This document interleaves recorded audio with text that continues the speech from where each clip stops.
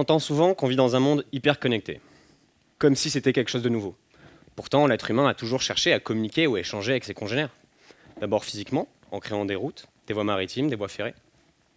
Ensuite, on est passé à la communication à distance, avec le courrier postal, le téléphone et bien sûr, Internet. Avec Internet, on a atteint une nouvelle étape.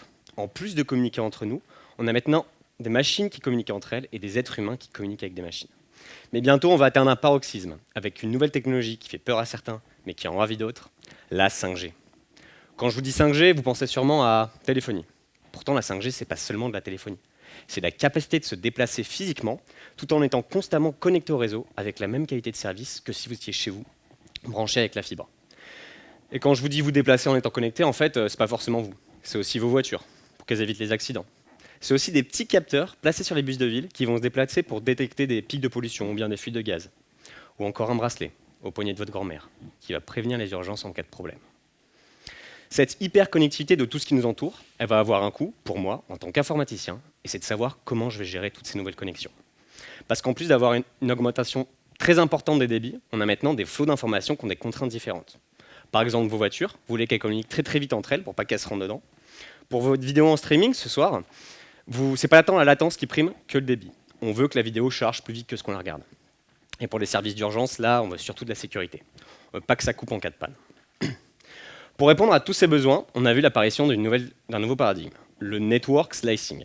En gros, je vais prendre mon réseau physique et je vais le découper en de multiples réseaux virtuels que je vais appeler des slices, ou des tranches de réseau en français. Ces slices, elles vont être composées de routes et de services sur mon réseau, qui vont être réservés à certains utilisateurs qui ont des contraintes spécifiques. Je vais ensuite donner des règles de communication à ces slices pour qu'elles puissent coexister sur le réseau sans se gêner. Maintenant, prenons notre amphithéâtre, ce soir. Je parle, vous m'écoutez. Ma voix est mon instrument pour communiquer avec vous. Et puisque je suis le seul à le faire et que j'ai votre attention, la connexion passe. Imaginez maintenant, je vous donne un instrument ou un micro et quelqu'un avec qui communiquer, aussi bien à côté de vous que très loin dans la salle. En 5 secondes, la cacophonie. Plus personne ne comprend rien. Alors comment faire?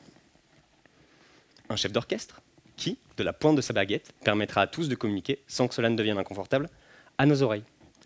Mais qui sera le chef d'orchestre? Moi? Non, une machine plutôt. Une machine idiote que je vais programmer pour rendre le réseau intelligent. Grâce à des algorithmes ou à des suites d'instructions très simples, je vais lui dire comment vous guider. En étudiant le réseau qu'est cet amphithéâtre ce soir, je vais mettre en place des modèles mathématiques permettant à l'orchestre de s'adapter à vos besoins et de faire en sorte que la musique vous parle et sonne juste à vos oreilles. Merci.